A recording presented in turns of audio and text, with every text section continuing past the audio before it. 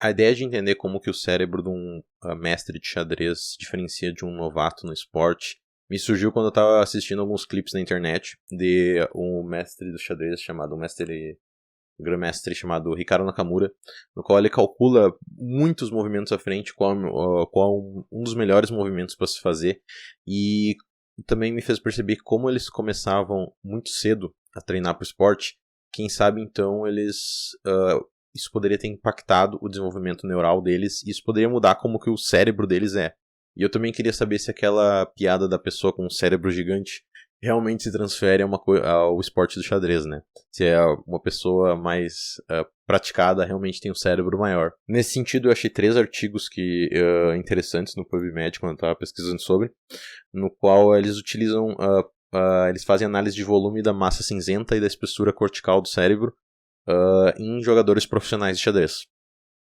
Eles utilizam uma técnica chamada morfometria baseada em voxel e morfometria baseada em superfície para analisar essas características.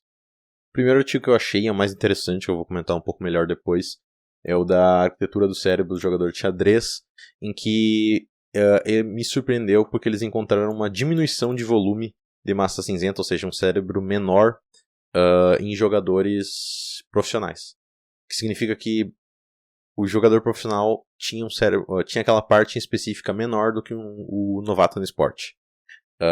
Mais especificamente, o local que eles falaram que teve a maior relevância estatística foi a junção occipital temporal esquerda, e tiveram outras regiões também.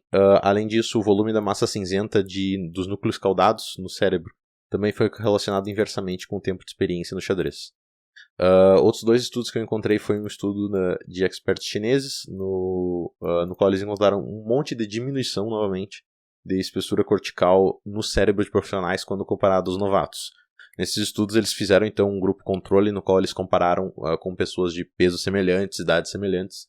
Aqui eles encontraram uma diminuição em vários locais, região frontal médio caudal direito, parietal superior esquerdo, supramarginal direita, várias regiões interessantes. E um outro estudo que eu encontrei no qual eles estavam focados mais no tálamo, e eles encontraram então essa diminuição do volume no tálamo.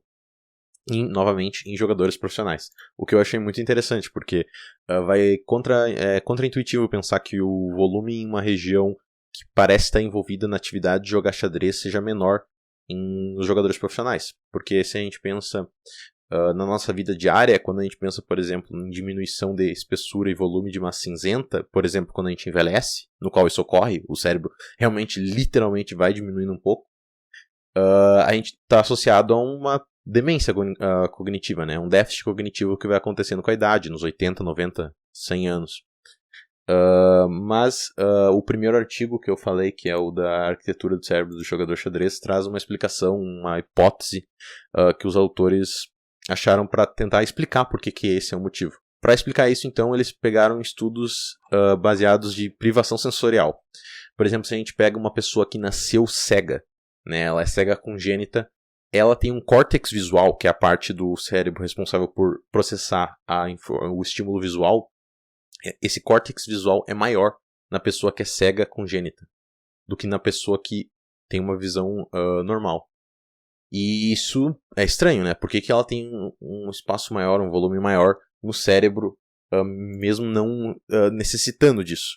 Isso, na verdade, tem a ver com o podamento neural. O processo de podamento neural, podas, é literalmente um processo que acontece durante a infância no qual certas ligações, certas sinapses são literalmente cortadas fora, podadas, em detrimento de outras que são mais utilizadas. Então, de forma que, a longo prazo, isso determina que há uma diminuição na quantidade de ligações sinápticas. Só que o que acontece? Em pessoas cegas congênitas, como não há nenhuma ligação que está priorizando ao invés da outra, porque nenhuma delas está recebendo nenhum estímulo, nenhuma é podada. Então, todas se mantêm. Enquanto em uma pessoa normal, por exemplo, se ela olhar para o céu, ela vê muito azul. Por exemplo, quando a gente pensa há 10 mil, 20 anos atrás, que a gente tinha muito contato com o verde, esses tipos de estímulo visual poderiam estar sendo podados, poderiam estar sendo priorizados, e outros, por exemplo, que veriam uma cor mais esquisita, por exemplo, sei lá, que é pouco vista em regiões tipo, com roxo assim, seriam excluídas. Tá, mas como é que o que isso tem a ver, né? Com os mestres no xadrez, os gênios, os profissionais.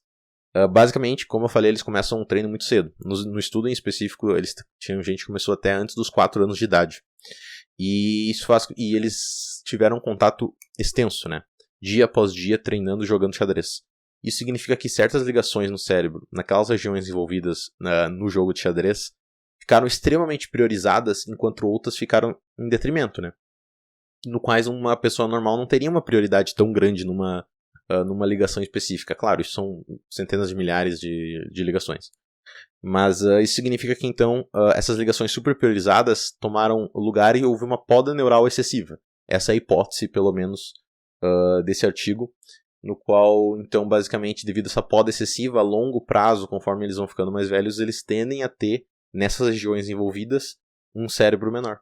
Claro, existem certas limitações nesse estudo, principalmente no que diz quesito à quantidade de indivíduos, visto que o número de profissionais e mestres no xadrez é limitado. Com o nível de evidência atual, a gente não tem como saber com certeza quais os resultados definitivos, mas eu achei isso muito interessante e achei que seria legal compartilhar aqui.